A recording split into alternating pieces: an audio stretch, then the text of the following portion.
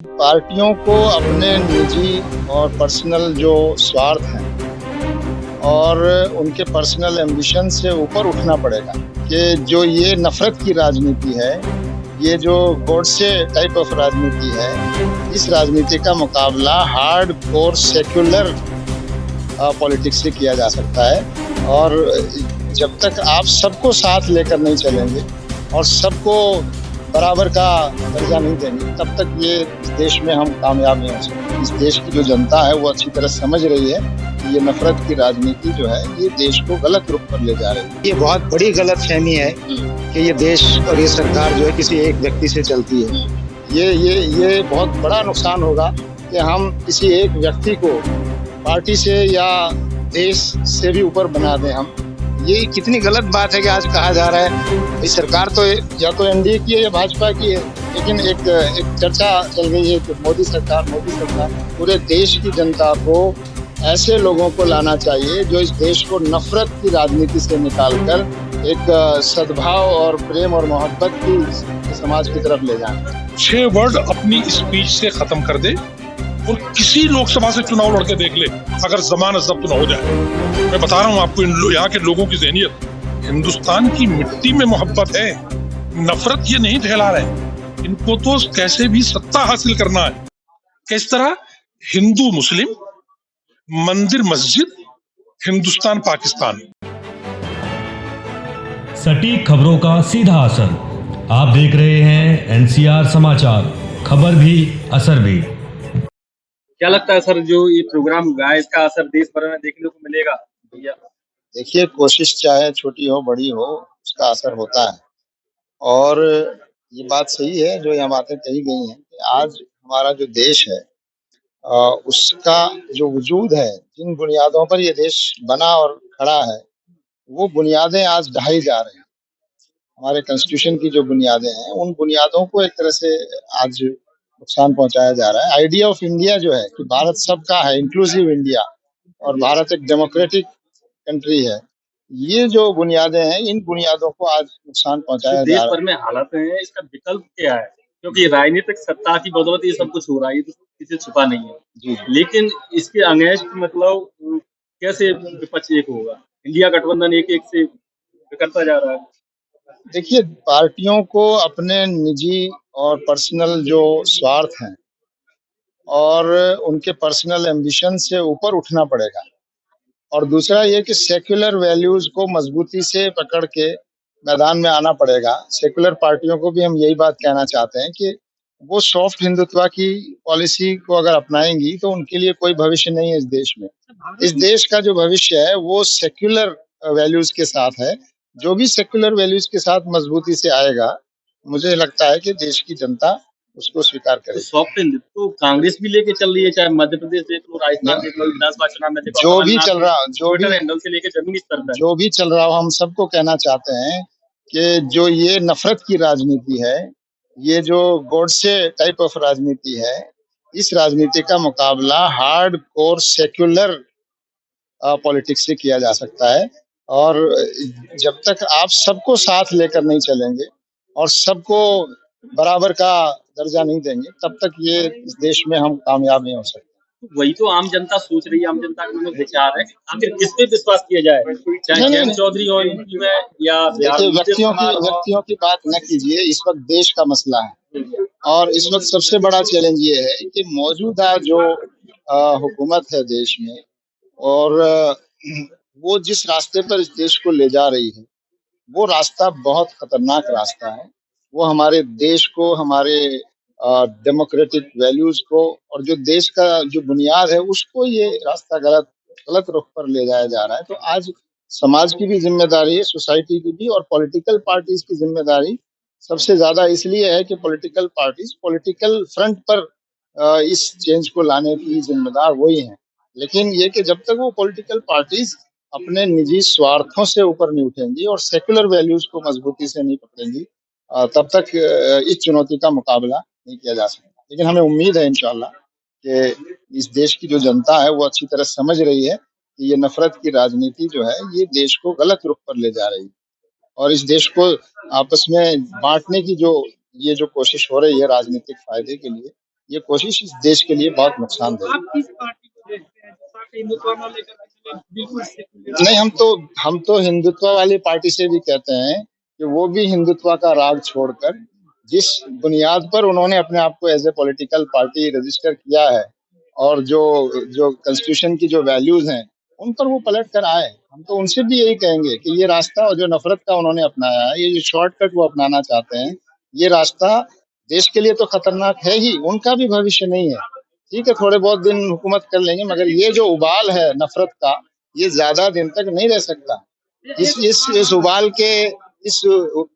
के सहारे आप ज्यादा दूर तक नहीं जा सकते। इसलिए हम तो नफरत की राजनीति करने वाली पार्टियों से भी यही कहना चाहते हैं कि वो नफरत का रास्ता छोड़ें और जो भारत की असल बुनियाद है कि ये देश सबका है, इस देश में सबको बराबरी का अधिकार है। कोई यहाँ पर फर्स्ट ग्रेड और सेकंड ग्रेड सिटीजन नहीं है। किसी की तादाद और संख्या के लिहाज से किसी के अधिकार कम या ज्यादा नहीं होते, सबके बराबर अधिकार। सर, क्या लगता है जिस तरीके से सारे नेता भाजपा का दामन थाम रहे हैं, इंडिया गठबंधन का कोई अस्तित्व बच पाएगा या नहीं 2024 देखिए, लोकसभा चुनाव? ये भ्रम फैलाया जा रहा है कि सब कुछ जो है वो नफरत वालों के साथ है या सब लोग नफरत की राजनीति के साथ जा रहे हैं। ऐसा नहीं है, हाँ। ऐसा नहीं है। लेकिन ये कि स्वार्थी लोग हैं और ये जनता सब देख रही है। जिसने स्वार्थ के लिए अपनी पाला पलट लिया, बिहार में जैसे हुआ, तो दुनिया देख रही है और मौका आने पर इन चीजों का जो पर आवाम मोदी है जी वो के जवाब। अलावा कोई विकल्प है प्रधानमंत्री के देखिए, लिए? ये बहुत बड़ी गलतफहमी है हम्म, कि ये देश और ये सरकार जो है किसी एक व्यक्ति से चलती है। हम्म, ये बहुत बड़ा नुकसान होगा कि हम किसी एक व्यक्ति को पार्टी से या देश से भी ऊपर बना दें हम। ये कितनी गलत बात है कि आज कहा जा रहा है भाई सरकार तो या तो एनडीए की है या भाजपा की है, लेकिन एक चर्चा चल गई है कि मोदी सरकार। जो मुखिया है मायावती वो शामिल नहीं हुई इंडिया गठबंधन में, तो अखिलेश यादव जी कहते हैं कि उनकी बात की गारंटी कौन लेगा अगर वो इंडिया गठबंधन शामिल करेंगे? देखिए, अब इनकी जो छोड़ के जा रहे हैं उनकी गारंटी पार्टियों लेगा की बातें आप करते रहिए, मैं तो ये कहता हूँ जनता सब देख रही है, सबके चेहरे पहचान रही है, कौन इस देश को नफरत के रास्ते पर ले जाना चाहता है और कौन है जिससे लोग उम्मीदें लगा रहे हैं। लेकिन लोगों को समझना पड़ेगा, सुधरना पड़ेगा। सेकुलर पार्टी को भी क्या लगता है देश भर का पूरा मुस्लिम समाज का वोट एक पार्टी को जाएगा या बिखरेगा?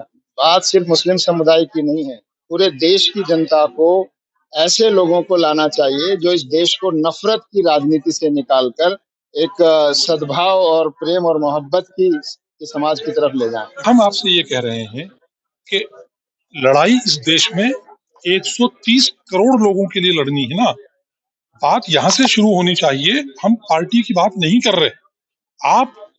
हम चैलेंज दे रहे हैं आपको, कोई भारतीय जनता पार्टी या आरएसएस का बड़ा से बड़ा नेता 6 वर्ड अपनी स्पीच से खत्म कर दे और किसी लोकसभा से चुनाव लड़के देख ले, अगर जमानत जब्त न हो जाए। मैं बता रहा हूं आपको, यहाँ के लोगों की ज़हनियत, हिंदुस्तान की मिट्टी में मोहब्बत है, नफरत ये नहीं फैला रहे। इनको तो कैसे भी सत्ता हासिल करना है। किस तरह? हिंदू मुस्लिम, मंदिर मस्जिद, हिंदुस्तान पाकिस्तान, 6 वर्ड हटा दीजिए डिक्शनरी से और लड़ लीजिए आप किसी विधानसभा में। मीडिया भी उसी को लेके बैठा है। आप क्यों कहते हैं कि मुसलमान किसका साथ देगा? मैं पूछता हूं कि 100 करोड़ लोग किसका साथ देंगे? सच्चाई का ना। सच्चाई क्या है? नफरत, झूठ, मक्कारी, अय्यारी, यही सब रह गया है। जो कुछ हो रहा है उससे लोग तंग नहीं आ गए। जिस तरह लोग बेरोजगार सड़कों पर घूम रहे हैं उससे लोग परेशान नहीं है। 1000 किसानों का कत्ल हो गया, लोगों ने उसको नहीं देखा। आप यहाँ आकर के देख रहे हैं, ये उम्मीद की किरण नहीं है। डॉक्टर फारूक अब्दुल्ला, डी राजा, प्रशांत भूषण और इतने बड़े बड़े नेता यहाँ पर मौजूद हैं। ये पूरे देश में उम्मीद की किरण नहीं है। क्या इन लोगों की कोई आवाज नहीं है? क्या ये लोग हिंदू नहीं है? क्या राहुल गांधी हिंदू नहीं है जो सड़क पर 4000 किलोमीटर पहले चला और 6500 किलोमीटर अब चल रहा है? और आपको लगता है कि बस बात कर लो मुसलमान की? नहीं, देश की बात करो। मुसलमान इसका एक पहलू है जो कभी नफरत नहीं चाहता, न फैलाता। हम कोई मारेगा, मर जाएंगे, उसके ऊपर कीचड़ नहीं उछालेंगे, लेकिन देश के किसी हिंदू भाई से अपने दिल के अंदर नफरत नहीं पालेंगे। ये हमारा ऐलान है। आईएमसीआर इस प्लेटफॉर्म से पूरे देश के लोगों से ये कहना चाहती है कि हम अमन और मोहब्बत की फिजा चाहते हैं। कोई अगर हमारा व्यक्ति भी इस देश में नफरत के खिलाफ आवाज उठाएगा, हम उसकी भी जबान पकड़ेंगे। और देश का कोई हमारा हिंदू भाई अगर किसी मुस्लिम भाई के खिलाफ आवाज उठाएगा, हम उसको भी रोकेंगे कि गलती बहरहाल गलती है, नफरत बहरहाल नफरत है, प्यार की जबान से नफरत को भी मिटाया जा सकता है। यही चीज हमको हमारे धार्मिक ग्रंथों में कही गई है, वला तस्तविल हसनतु वला सय्यिआ इदफा बिल्लती ही आसन, बुराई को सिर्फ भलाई से मिटाया जाता है। मेरी दरखास्त आप पत्रकारों से यह है, एक मीडिया वो जरूर है जिसको गोदी मीडिया हम कहते हैं, आप लोग सभ्य लोग हो, आप लोग सिविल सोसाइटी और सोशल मीडिया के जिम्मेदार लोग हो, सच्चाई की बात को आवाम तक पहुंचाओ। वो बात जो मोदी जी खूबसूरत लफ्जों में झूठ बोल के कहते हैं, हम थोड़ा बेतरतीबी से उसको अलग अंदाज से कहते हैं। बात कहने का तरीका वही है, सत्ता जिसकी होती है पार्टियां उसकी तरफ जुड़ती हैं, ये मान करके चलो। आज जा रहे हैं लोग उधर, कुछ दिनों के लिए जाएंगे, देश वही बाकी रहेगा जहां पर देश को बाकी रहना है। सर मोदी जी फिर क्यों कह रहे हैं कि 140 करोड़ जनसंख्या उनके साथ? मोदी जी जो सत्ता में है वो यही, हम कहते हैं हमारे साथ है, अब क्या करोगे? मोदी जी कहते हैं कि 130 करोड़ जनता हमारे साथ है, हम कहते हैं कि 130 करोड़ जनता हमारे साथ है, आप सत्ता से ये 6 शब्द छोड़ के और फिर चुनाव लड़ो। मंदिर मस्जिद की राजनीति नहीं हो रही, आपको पता नहीं है? हिंदू मुस्लिम की राजनीति नहीं हो रही, आपको पता नहीं है? हिंदुस्तान पाकिस्तान की राजनीति नहीं हो रही, आपको पता नहीं है? ये 6 शब्द छोड़ करके और आप फिर चुनाव लड़ो और कोई लोकसभा लड़ लो अगर जमानत जब्त हो जाए। आरएसएस और बीजेपी की बात तो ये बीजेपी और योगी जी खुलेआम कहते हैं कि हमें 80% वोट चाहिए, 20% वोट चाहिए। भाई वो कहते हैं, वो गलत कह रहे हैं, इसका जवाब उनको ये गलत, इसका मतलब इसका मतलब ये है कि आपको सबका साथ सबके विकास पर विश्वास नहीं है। सबके साथ सबका विकास सबका विश्वास ये झूठा वादा है। जब आप 80% को अलग कर दोगे तो क्या इस देश की 20% 30 करोड़ आबादी को कत्ल कर दोगे? उनको गंगा में बहा दोगे? उनको तलवारों से काट करके क्या उनको तख्तों पर लटका दोगे? कहीं तो इंसाफ होगा। हम अभी भी ये कह रहे हैं कि हम इस देश के सच्चे नागरिक हैं, पुख्ता नागरिक हैं, आप हमको इंसाफ के साथ और मोहब्बत के साथ बाकी रहने दो, तब जाकर के देश अमन का गहवारा बनेगा, कॉन्स्टिट्यूशनल के राइट्स लोगों को मिल सकेंगे। सनातन धर्म की कैसी धज्जियां राम मंदिर की प्राण प्रतिष्ठा में उड़ाई गई हैं, क्या लोगों को दिख नहीं रहा? सारे ब्रह्मचारियों ने उसका विरोध किया और एक प्रधानमंत्री जिसके साथ बीवी भी नहीं गई, उसने जाकर के प्राण प्रतिष्ठा कर दी। ये क्या सनातन धर्म का मजाक नहीं उड़ाया गया? कितने हिंदू नाराज हैं। सत्ता की चाबी और पैसे का लालच लोगों को सत्ता से जोड़े हुए हैं, वरना याद रखना ये सत्ता के जो पुजारी हैं, लोग इनसे नफरत कर रहे हैं। और हम पूरी उम्मीद में हैं, इस चुनाव में आप देखना 30 से 35 सीटों का मामला है और नॉर्थ इंडिया में उत्तर प्रदेश और बिहार में अगर 20-30 सीटें हमको मिल जाती हैं 2024 में, यही इंडिया जिसको आज आप मायूसी की बात कर रहे हो 2024 में सत्ता के करीब आएगा। और हिंदू मजहब और हिंदू समाज इस वक्त बड़ी ताकत से, जो बेरोजगार हैं, जो युवा हैं, जो किसान हैं, ये सब हम इंडिया की तरफ आ रहे हैं। 1-2 लोग चले जाएंगे उससे क्या जनता थोड़ी जा रही है? जयंत चौधरी और नीतीश कुमार के चले जाने से आपको क्या लगता है कि लोग उनको जिता देंगे? सबक सिखाएंगे, इनको सबक सिखाएंगे कि जब जरूरत थी तुमने इनका साथ दिया और जब जरूरत नहीं पड़ी तुमने इनका साथ छोड़ करके चले गए। ऐसे लोग पहले भी मुल्क के लिए सही नहीं थे, आज भी मुल्क के लिए सही नहीं।